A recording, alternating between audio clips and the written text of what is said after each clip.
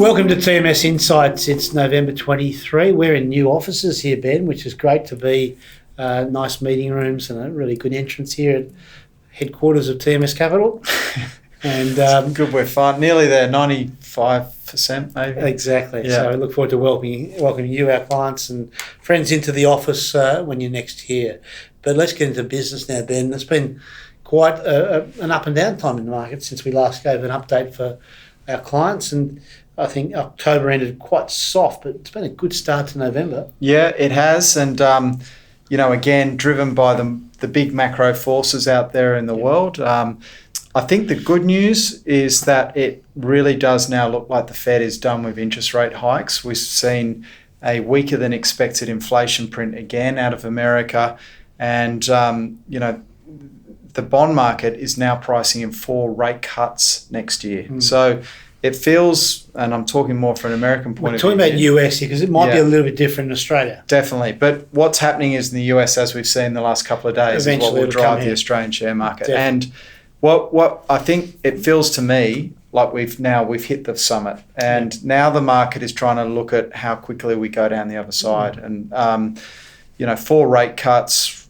seems aggressive, but maybe it's right. But we're now starting to, it feels like, see a bit of the unwind of the momentum trade that happened as a result of those rate hikes, which was, selling the property trust, selling infrastructure, selling long duration growth.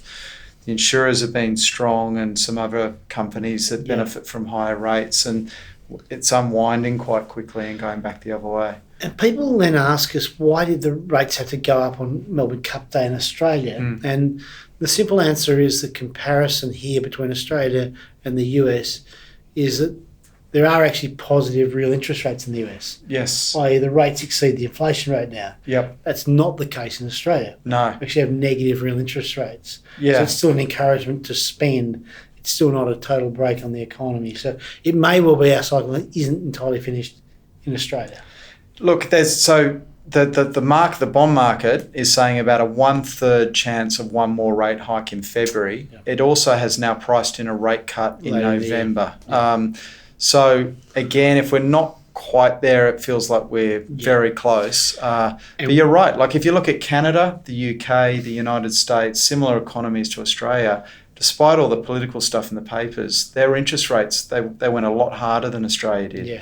And, that has seen their inflation rates come down a lot faster than ours have. And one rise or cut isn't the big deal. It doesn't change major settings, but knowing that we've peaked and we're coming down on rates is certainly a good thing for equity markets, and they've certainly enjoyed that recent news, Ben. Just one thing I saw the Coppo guy who writes good pieces on the macros sort of saying that, the last great bull market not the last one, in the 80s was it started when inflation peaked and then the rate cycle went into reverse. It is a environment where equities do tend to perform well. So hopefully we see that coming up in the next few years. Because we know it's interest rates, number one, and earnings, number two, completely, which drive equity markets. So we can get to the earnings. Let's talk to earnings, because we really do like to talk about stocks, don't we? Yeah, macro is we have to talk about, but the stocks we love talking about. So US reporting season kept us pretty busy, and again, Ben, a very good season. Yeah. You've got to say US companies, which are global companies, in the face of what was a lot of potential headwinds, performed really well. Yeah, and their market this year has blown the doors off versus the Australian share market. And it's been, we've all read about it. The largest 10 companies on the US exchange are delivering quite amazing earnings growth numbers, and they were a lot cheaper at the start of this year than they've been in ages. I think for us, Microsoft is probably the poster card. Yep. Hit an all-time high again last night. Amazon's now within a whisker of its all-time high, and Google's getting close. It's been an amazing re-rate, but it's because these businesses are growing their earnings 20 to 30% still, despite all of the headwinds that they've faced. And we're touching on something here, just thematics too, because we've got to talk about this, Ben. They're all big winners out of the cloud. But if we talk about things that we discuss here in thematics a lot, there's that other emerging major wave in the digitalisation of the world.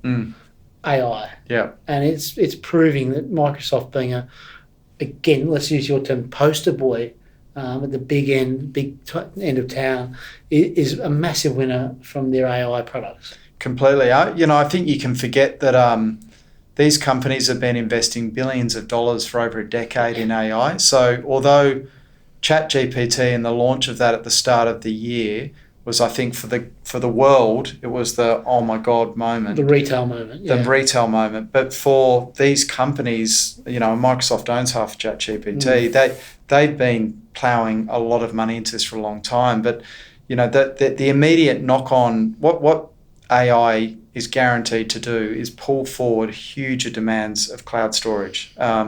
And there are only 3 companies in the Western world that store all of our data and in the cloud, and that's Amazon, Google, and Microsoft. So they are in the box seat, I'd suggest. And Microsoft has launched its co-worker app this month. It's estimated that over 100 million people will have signed up to that by the end of this financial year, and they're charging $360 per annum to sign up to it. So, the re-rate isn't just because there's sentiment change, it's also because the earnings outlook has also changed. And going back to what you're rapidly, talking about. rapidly. And this is the sense that people need to get. The digital world can create earnings faster than any other thing we've ever seen. So, how do you get investment exposure to it? These are the names that you need to speak to your advisor more about that. Let's look at the Aussie reporting season, Ben, which, again, our main season here is in August, but we have companies, some of them are very important companies, who have September year ends, such as the major banks and some others we'll look at. Let's have a look at what their news has told us. Let's say the banks, Ben. So, look, they're massive stocks in our market. We know the performance has varied amongst the big 4, plus Macquarie. Macquarie's been a very good one. But banks have not delivered a lot over the last decade, 2 decades. No. A lot of income, but Westpac's down from 20 years ago. Combank's still up very well. But with scattergun approach, you haven't done overly particularly well, have you? No. And,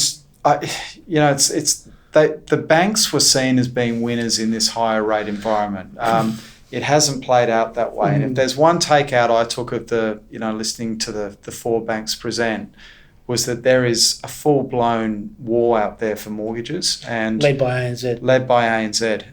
And they're all playing it differently. But what it's leading to is margin erosion, which is not what the analysts expected would happen in a higher rate environment. And, you've got CBA appears willing to give up market share to hold its margins. ANZ's willing to really, Matt Common in the Chanticleer in the Fin today said he didn't call out ANZ, but he didn't name them, but he shamed them. Yes, he said, probably the fastest margin erosion we've seen in Australian banking history.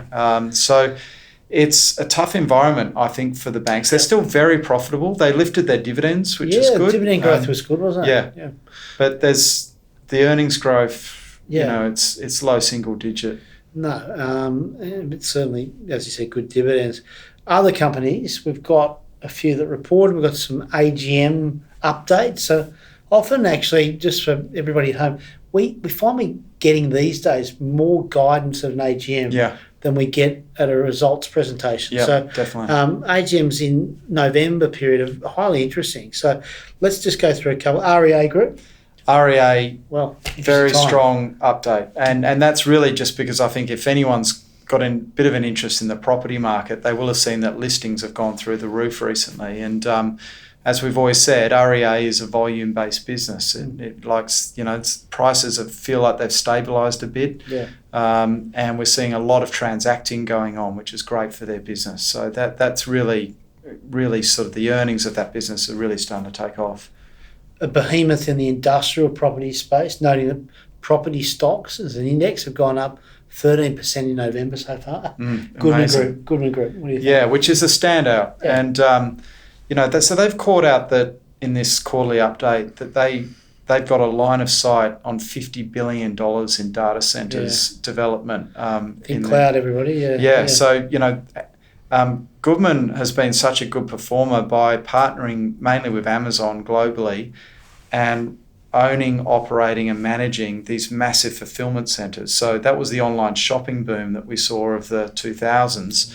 And what they are positioning themselves for is to be part of the online data storage boom that we've just been talking about. So, they've got the world's largest store of data in AWS by their side. So I think the market is really starting to pay attention to that because there's a business called AirTrunk, which is seen as coming onto the market. It's going to IPO.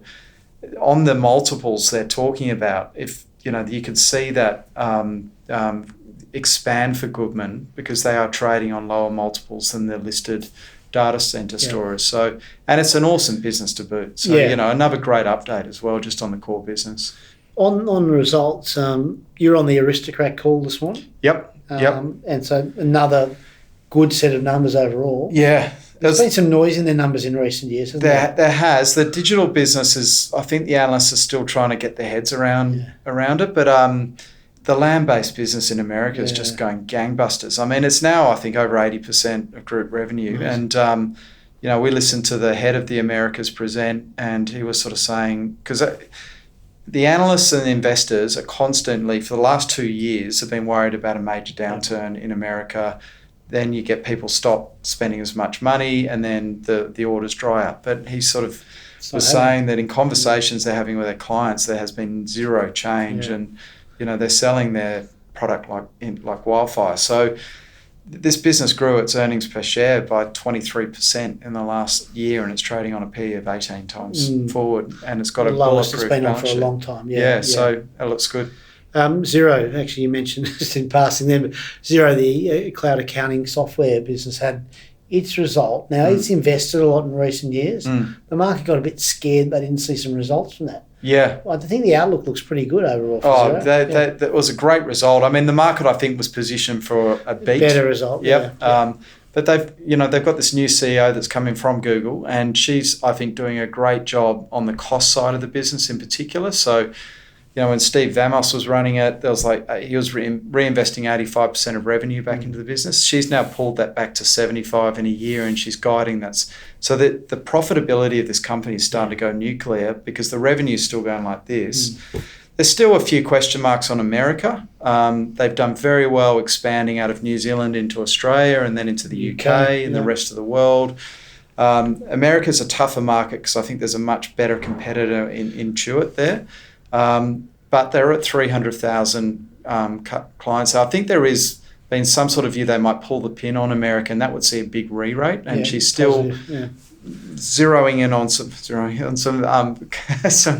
different areas. But look, I think it was, this is one of the best growth stocks on the market, I think.